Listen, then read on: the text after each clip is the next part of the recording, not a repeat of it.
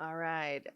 Um, how was that first session? That was great, wasn't it? All right. So we are running a few minutes behind. I'm going to do my very best to do this in 25, and I was already going to be moving pretty fast. So you'll probably just see me skip through a few slides as we go.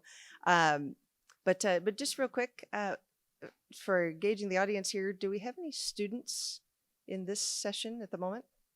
All right, we got some students. And then in terms of where people are working, how many are in education? How many are state and local government? Oh, a lot of you. All right. And how many are utilities or something else? A few of you. What other industries are represented? Healthcare and financial. Awesome. All right. So we're going to jump into it here. My name is Tina Thorstenson, and today we're going to be talking about pivoting. How pivoting is easy when you're prepared, right? So a lot of what I'm going to talk about today is going to be framing um, the the approach where if we know where the adversary is coming from and we pay a little bit of attention to that, then we can put in proactive strategies that really help us stay out of the news and keep away from those hard weekends. So by way of introduction, for those of you who haven't met along the way, I worked for most recently Arizona State University as the deputy CIO and CISO before retiring and deciding to exercise in different parts of my brain from a different state. I moved to Southern California. My kids are grown, and joined my most favorite strategic partner, CrowdStrike. So I'll be giving this talk from that lens, but telling stories from my ASU days and current customers along the way. Okay, so a little bit of a summary talking about what we call the operations life cycle, and then a bit of an overview of cyber crime and also very briefly nation state activity and spending time on what I call the way forward. How can we all do better from here? So I spend a lot of my days now. I run a team of CIOs and CISOs who've kind of been there, done that. Um, I wish we could hire interns, but my company won't let me hire interns unless I have full-time positions, and I don't have full-time positions for executive strategists, but we're working that out. I'm mentoring a lot of folks, but when I chat with executives, budget aside, we all heard about the grant funding initiatives, and if you haven't checked out IIJA, I definitely would. Um, these are the three things. It's the attack sophistication continues to increase. It's mostly around the complexity, as we heard earlier today, and then it's this balancing innovation or the business changes that you need to make internally for your organization, and somehow figuring out how to manage a lot of the technology that is largely siloed just because of the way that technology was developed and the way we built teams around that, and really managing through it so that we can innovate and improve our protection overall, coming from that security slant. And then lastly, the skills shortage. I love today's theme around diversity and bringing women into cybersecurity. Um, I was very frequently the only woman in the room all throughout my career. Started out as an industrial engineer and kind of got used to it. But I just checked the stats, and as of last year, 59% of students in college are women. So we're trending in the right direction. We need to get a few more of them directed into the cyber field. And you don't need to be a technologist to be in cyber. There's so many roles. Some of us are project managers. I mean, we need a lot of people just getting the word out about things. So it's not just about the tech. All right. So a little bit about the threat environment. And kind of a trip down memory lane for those of you who've been paying attention. We basically moved from kind of opportunistic threats to really targeted threats. And this is the trajectory that we're on. And you're going to hear me talk today about access brokers. I call it, walking into your house with the keys. They don't need anything because they've already got it. So if somebody's accessing our systems and they look legit, A lot of times we don't have technology enabled in a way to put up defenses. And then if we look at the flip side to this, what the protection techniques look like now, we a lot of us, how many have been around long enough to know, signature-based solutions from way long time ago? Some of us might actually still be running some of those, but technology has come a long, long way, moving from that, which was great in its time, but we've just come so far since then to now where we do a lot of proactive threat hunting. And basically that's putting people on people. Let tech do what the technology does great at, but our people are our most important assets. And the adversary is getting great at what we call hands-on keyboard activity, and we need services. Most of us can't do that alone. Most of us, because of the staffing concerns and a variety of things, will maybe choose to partner that out. But proactive threat hunting is key. All right, so I chatted a little bit about innovation, and this is a little bit of those. Some things are old, are new again. As we see organizations moving into the cloud, how many of you have cloud initiatives going on right now? Got to be at least half of you. All right, maybe 3/4 of you. What we're seeing is that the adversary goes wherever our technology stacks take us, right? So if you look at the very last point on this, common cloud hosted environments such as email services, Active Directory, they're great jumping off points for the adversary. So we're seeing them target those. And what's a little scary about those is that most of us are a little less comfortable in the cloud environments than we are with our on-prem infrastructure and how we manage it and secure it. So just something to be aware of. All right, and then lastly, solution complexity. We've got some good news stories here with the modern technologies like a CrowdStrike solution that really make it much easier than it has been in years past to deploy and maintain these systems. A lot of them are cloud hosted, and we may love that or hate that, but there's a component of that where the technology company is then responsible for making sure they're patched. I think that was the least favorite part of my job, was managing the teams that were either telling people they needed to patch or the people that were trying to patch without bringing services down. That's the hardest part. So a lot of the modern technology solutions have really tried to take care of some of that based on what we learned the last couple of decades. All right, and I only show this slide not to do anything except to say there's a people component to each one of these attacks. And a lot of them have to do with identities. And many of them aren't malicious. There's just mistakes, or somebody got a hold of one of our employees' credentials. So there's a human element to nearly everything we see in the news. All right, so when we talk about telemetry, here's what CrowdStrike sees. And this is one perspective, but it's a pretty wide perspective. Nearly 20,000 customers today across all industry verticals. And what I wanted to highlight to you is that the blue section, that section in the middle, this is a section that's fuzzy. It's hard to figure out. Is it an e-crime actor? Is it a nation state actor? Because they're maybe, unfortunately for all of us, working together now in ways that makes it really hard to tell one from the other. And what we're seeing is that, of course, we're seeing increases, which if for those of us who spend any time at all, or maybe 100% of our time thinking about cyber, we knew that already.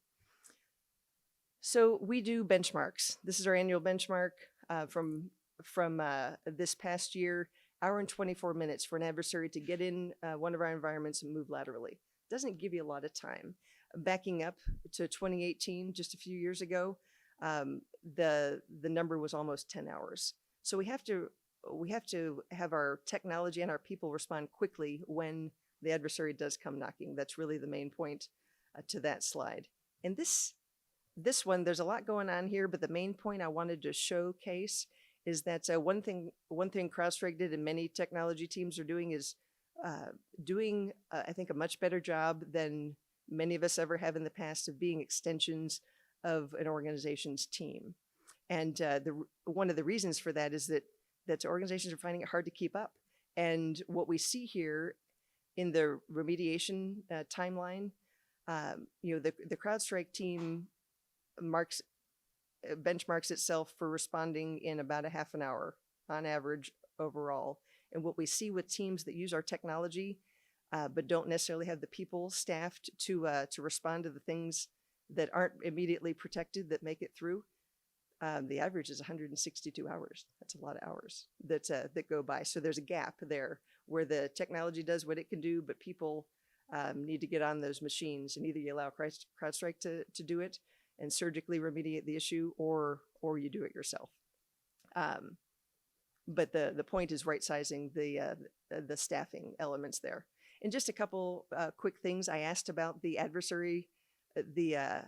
I wanted to talk about the adversaries and how they're affecting each one of our sectors just a bit. But the top targeted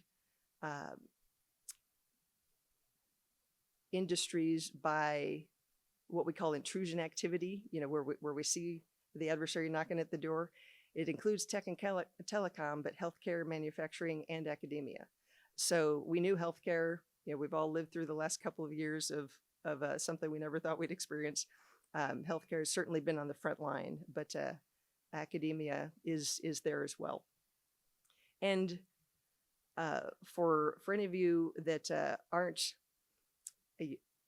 particularly tech savvy, one of the other things we've noticed is that a lot of the attacks today are malware free. It basically means they come in silently. So what we're seeing now is 71% of the attacks this last year, and the numbers just keep increasing year over year, are malware free. All right, so a bit of a nation state e-crime and hacktivists overview. So at CrowdStrike, we take an adversary mindset approach to providing protections for organizations.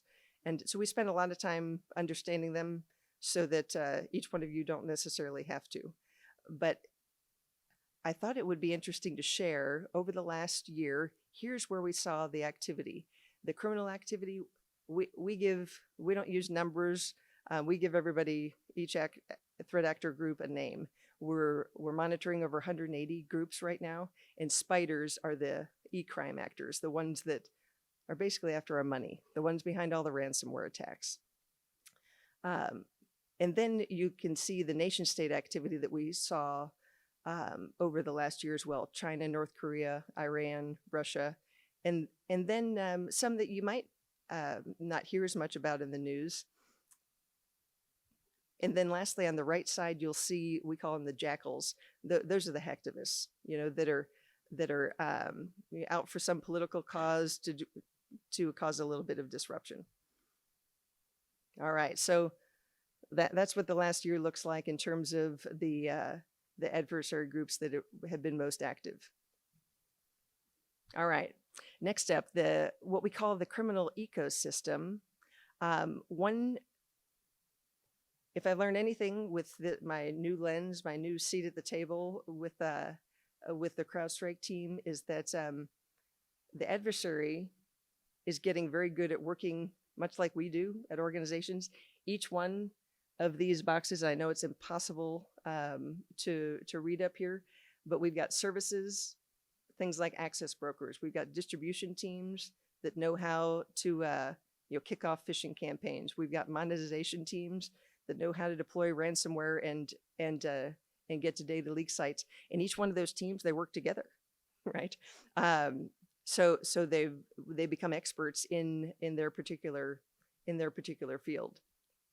So what's the operation life cycle look like for these groups? Well, it basically boils down to these three things: access operations, how they get in, how they stay, how they keep that low profile, and then what are they after, right? So what we see is that they're after valid credentials. If they can get you to hand over the keys, that's the easiest way, right?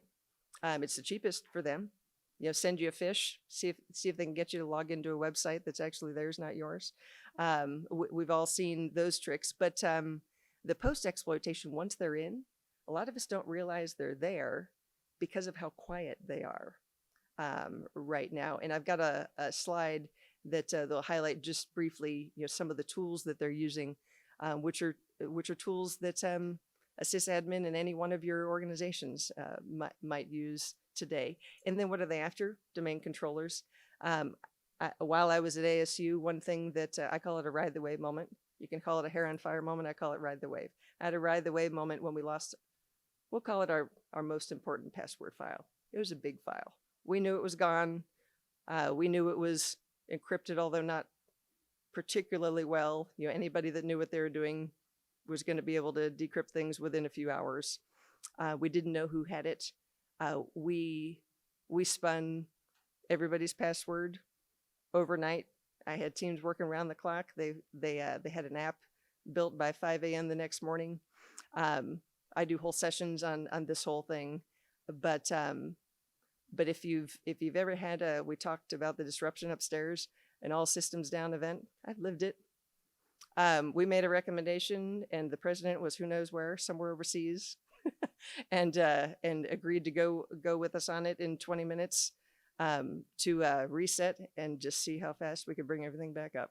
And it took us 2 days to get the essential people back in. This was a Wednesday, by the way. So Wednesday, Thursday, we were basically down. Friday, we started coming back up, and then we basically did it like course enrollment. And if you've got last name that starts with these letters, here's your enrollment block. Because the problem we had is that we had 500,000 people, hammering this new application to get their credentials. So it took us about 5 days and a lot of sleepless nights to get everybody back in and working. And that launched the proactive nature of our program moving forward. So a little bit about access operations.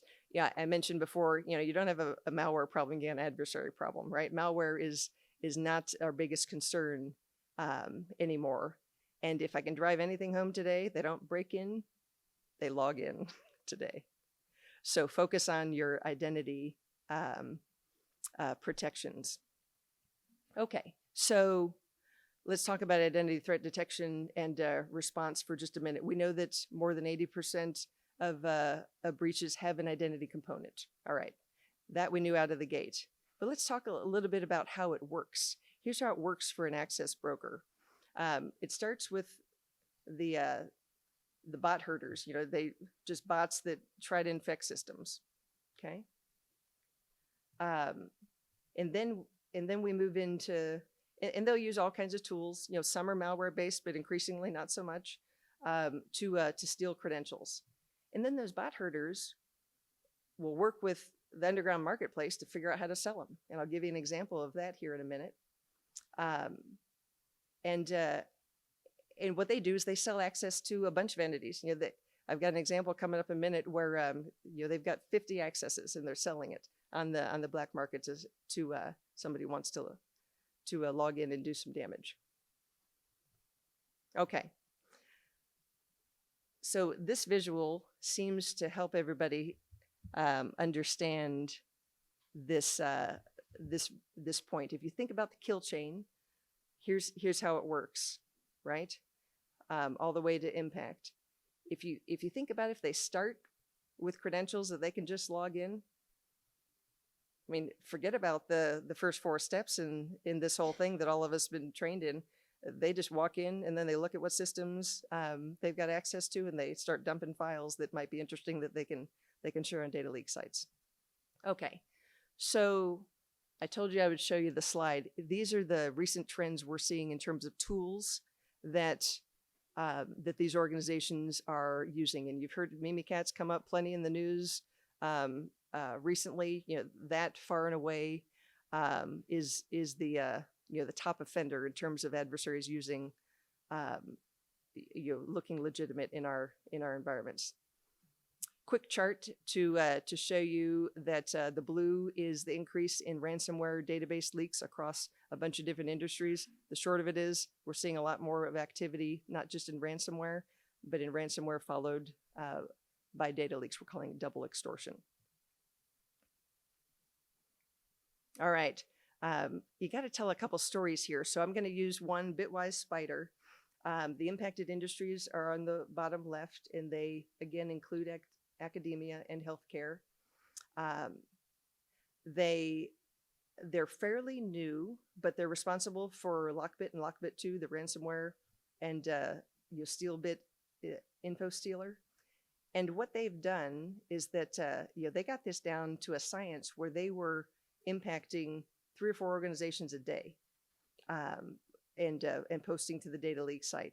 And they've been so profitable in this that they continue to announce new offerings for organizations that want to leverage their tools. And this is where the ESXi servers come in, and there's been so much demand for this. CrowdStrike now has an entire offering just around helping organizations see where they're vulnerable when it comes to ESXi servers. All right, so there's the summary of the trends. We've talked about extortion. We've heard about ransomware, living off the land, high sophistication, and access brokers. So what's all this mean? Here's the one slide I wanted to show you where one access broker, we saw him posting to a popular e-crime forum, desiring or working as part of a team to exchange knowledge and expertise because they had accesses and they wanted to work with organizations that wanted to buy that and work with them on future ransomware operations. And here's what we're seeing in terms of advertisements like this across sectors, and academia is right there in the middle. All right, nation state trends. I covered the map earlier. These are our 4 major offenders when we talk about attacks on U.S. organizations. And I'm going to jump by the 2 stories I had here. Speaker Nancy Pelosi was in, and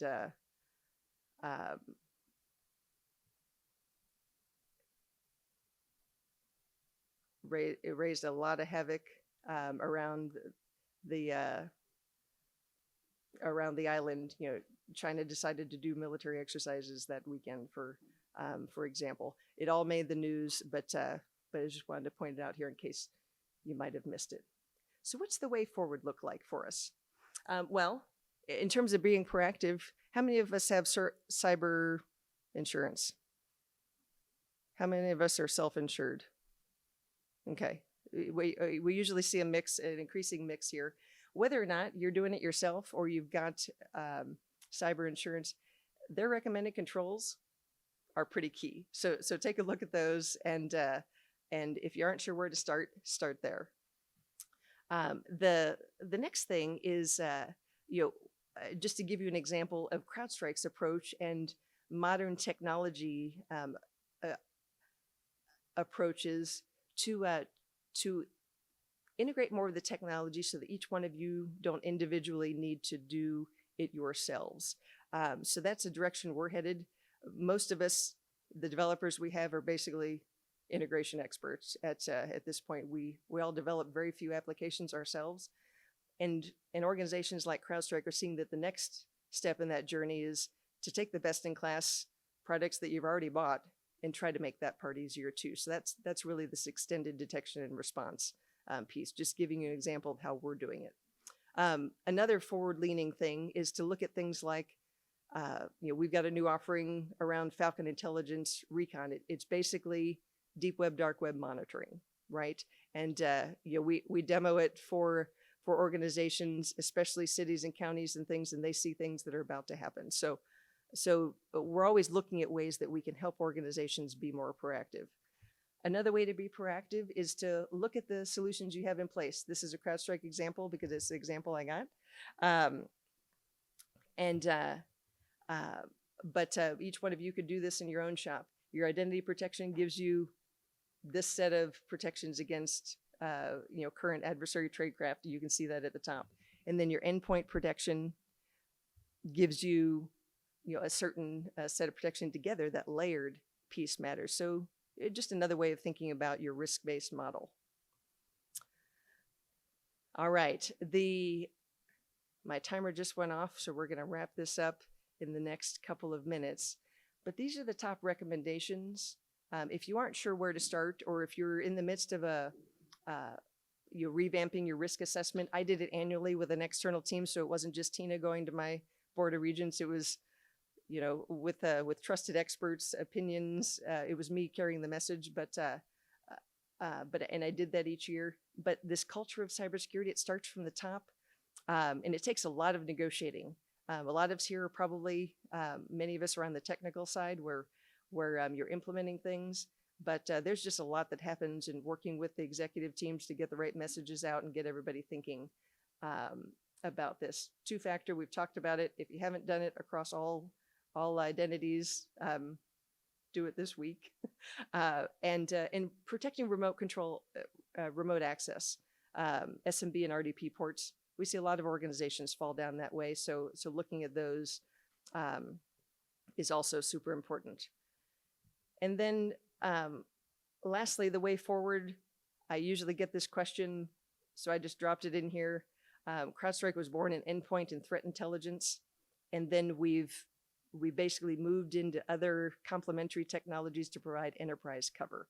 So shortly, basically what this means is that today, not only do we have endpoint and extended detection response capabilities, threat intelligence capabilities, but since so many of us are moving to the cloud, we offer cloud protection. Since we're worried so much about vulnerability management, protection, we've got a lot of security and IT operations kinds of things, giving you visibility into what your assets look like in your organization. And then observability, a new thing that we're just now bringing out. We acquired Humio. We're embedding that into everything that we do, from the way we deploy the sensors to millions and millions of systems and collect that telemetry. And then we're offering it to organizations who would like to do similar things across more technologies than just what CrowdStrike offers. So that's a little bit of the way forward.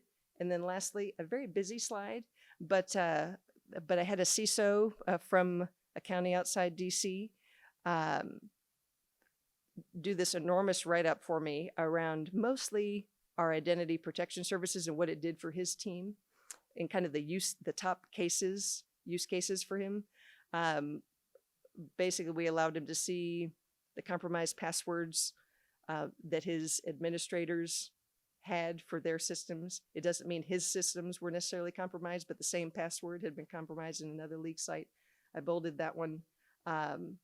Malicious authentications, we gave him visibility to that, and also visibility to a lot of us deal, especially in education, with unmanaged assets, or we don't know where all of our assets are. And a proof of value around our identity solutions might just give you a little bit of glimpse into your infrastructure that you hadn't seen before. So wanted to share this and then leave you with your ability to defeat advanced cyber threats rests almost entirely on your understanding of the problem. Hopefully this gave you a little bit better understanding of the problem and some of the ways forward. And if I have just a minute, I will take a couple of questions as we wrap up here. Yeah.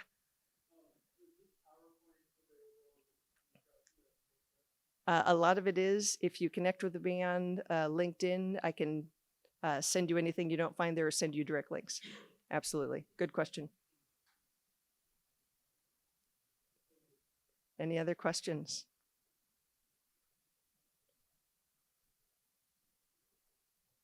Giving everybody just a second because I didn't give you much warning about that. Yeah.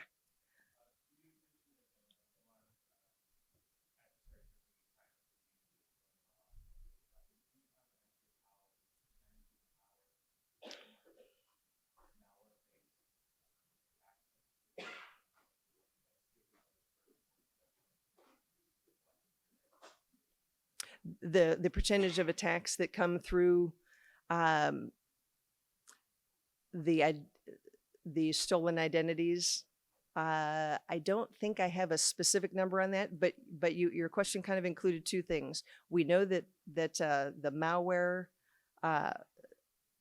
intrusion activity last year, based on the data that we collect, which is a lot of data, 71% was malware free. So only 29% of the attacks had a malware component. The identity piece is different. The stat we know that's in multiple reports, including our own, is that more than 80% of intrusion activity has an identity-based component.